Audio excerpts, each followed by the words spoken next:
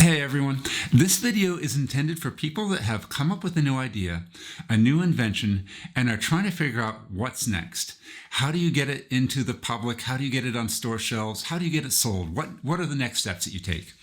Well, I've been a patent attorney for well over a decade, and I've been working in the patent world for about 20 years. I started off my professional life working at Intel, and for the last 12 years, I've dealt primarily with small businesses, sole inventors, just people who have come up with really good ideas, and I've helped them not only obtain protection for their ideas with patents, but as well as to develop strategies to help those products get out into commerce. So from what I've seen, there are only really two possibilities of how to move forward. There's only really two ways of how to get your product into the hands of the general public. I'll tell you what those two ways are. I'll tell you what I found works the best, and I'll also give you some tips on what to avoid and what to watch out for. Now, this isn't legal advice. It's just some general strategies that I've seen work time after time, year after year. So the first option is to try and get a manufacturer or a larger company to make your product for you, and then you just take in a royalty agreement. So let's say, for example, you've come up with a new board game. It's got a mechanism in there that does something that's never been done before, and it's a really good idea. You think people are going to enjoy this. Okay, well, one option would be to take it to some of the larger companies like Mattel or Hasbro, tell them about it. You may want to develop a prototype. You may want to bring in drawings. The more material you have, the better. And then after you pitch it to them, you hope that they take it and manufacture it for you and give you a payment, a royalty payment. Now, the downside to this is when you go talk to these companies, you have to watch out that they just don't dismiss you and use that product as their own. You hope they don't listen to you for an hour and say, well, that's really nice. Thank you. We'll call you later. And then in 6 months, you see your board game on the shelves of your local toy store or department store. That's the worst case scenario. So to protect against this, it's best to have them sign a non-disclosure agreement before you tell them anything. If you have them sign one after you've disclosed your board game, that's not going to help you very much. Or another way to do it, and this is really the gold standard for protecting an invention, is to file a patent on it. And there's several different types of patents, and depending on what it is that you have, one may be better than another type. Patents are a discussion for another video. I could go on for hours about those. But really strongly consider filing a patent before you talk to any of these companies. Now, you might be able to tell sort of from how I've described this first option that it's not my first choice. It's not the one that I've seen work out the best. The best option is the second choice, and that is to do it yourself, to make your product yourself and try to get it sold yourself. And this sounds difficult. It is. It takes work. It's tedious. There's no shortcut for sweat equity. But it is the most effective way of getting your idea in the hands of the public. And I've seen this time and time again. I've seen people come in and talk to me that have very good ideas, but then they don't follow through with it. They don't do anything. Those ideas don't go anywhere. And then I've seen people come in with ideas that are definitely good, but they put in so much effort to forwarding their product, advertising it, making it themselves, getting it sold on websites, and eventually their products take off. And I've seen that time and time again. The only formula for success that I've seen work over and over again is effort, sweat equity, doing it yourself, and really going out there and trying to make your invention and get it sold. Now, to do this, it sounds complicated. You may think, oh, I don't know how to get my product made. I don't know how to start a website. Well, there's always going to be resources out there that can help you. The most difficult thing I found for inventors is actually getting their products made for a reasonable price. Now, depending on what you have, you can either take some off-the-shelf parts and modify them for your new product or new invention. You can go to a fabricator and have a fabricator make whatever components you need that don't exist out there. You can have your invention made overseas. There's a lot of manufacturing companies in China that will make whatever you ask them to make. You can try to make it yourself in your workshop if you have that, or in your home, and start small until you have the ability and the capacity to enlarge your manufacturing process. Now, doing it yourself carries with it two hidden benefits that not a lot of people are aware of, but work really well.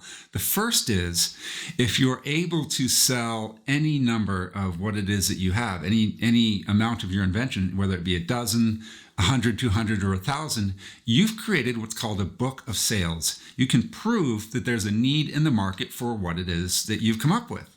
And then if you decide to approach a large manufacturer like, say, the Hasbro example I was talking about earlier, or Mattel, and tell them, hey, look, I've made 100 of my new board game, and everyone I've made has sold. This thing is flying off the shelves like hotcakes, but I just don't have the manufacturing process or the manufacturing ability or the scale that you guys do. Let's strike something up. That's going to be a lot more interesting to them than someone that comes out of the cold with an untested, unproven product.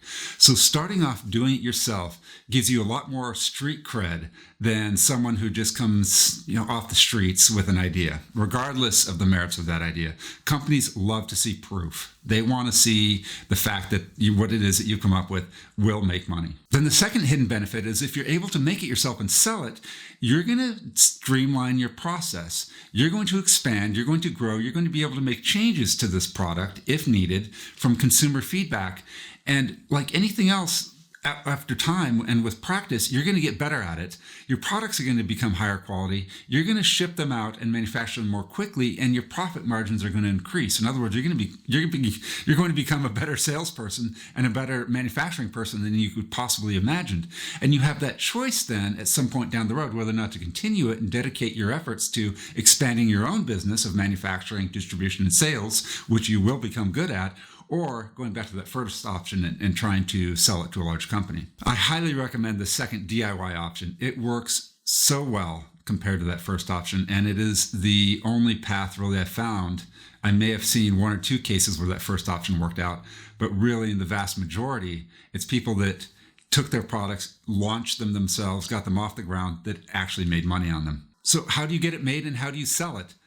There's a lot of resources available to people that are looking to do these type of things. One possibility that I'd recommend is going to your local community college and asking if they have any small business mentorship program. Quite often they will. They'll have someone who specializes in helping businesses get off the ground, and they can walk you through the steps of all that. Another option is to go to your local chamber of commerce and see what resources they have available. Depending on what town or city you're in, you may be surprised what's there for local business people that are just starting out. They have a host of resources or other leaders in the community that will donate their time, give you their advice, give you their experience, and help you fly with your product. Now, where do you sell it? Well, as we know, the internet is a thing. It's here to stay. There's several sites out there that you can sell your own product on. Of course, there's eBay. You can make your product and put it up on eBay, see how it does. You can put it on Etsy. Etsy is a great place for homemade or craft products. A lot of people use that and do quite well with it. And then sort of the big one is if you're coming up with a more sort of commercial or manufactured product, you would look at Amazon. Amazon's a leader in getting things sold. I think we all know this. As far as obtaining parts and obtaining materials, Alibaba is a very good website to buy cheap raw materials, cheap components that you can assemble and then sell on another website somewhere else. You can launch your own website. That's always proven to be very successful for people, is launching their own website and then advertising it through social media, through their friends, and just having it out there. Now, the one thing that I've seen more than anything else that people need to avoid, and this is just absolutely dreadful, is there are companies out there that will take your money with the promise of making a prototype and going to their business contacts or looking in their database of suppliers and getting your product sold. There's a lot of invention help companies or small product help companies that sell you these packages of creating designs and creating a prototype and then putting your name out into their database of known contacts. We guarantee we will put you in front of 100 or 300 people per week. Those never work. Never. I've never heard of anyone ever coming back and saying, wow, that was a good idea. That was $1,500, $9,000, $10,000, well spent. A good guideline: if a company is asking you money to make and sell your product, don't do it. And if they promise things that seem too good to be true, it is too good to be true. Don't believe them. Run for the hills. Don't do that. So just stay away from those large companies that promise to sell it for you and do everything for you. It's not going to happen. Okay, guys. Well, thanks for watching. If you have any questions, please drop a comment, send me an email. I'd be happy to chat about things with you. And good luck. I would really like to see what it is that you've come up with, what it is you've done, and I want to see those things out in stores. I do. I want to see them on the shelves. All right, everyone. Take care.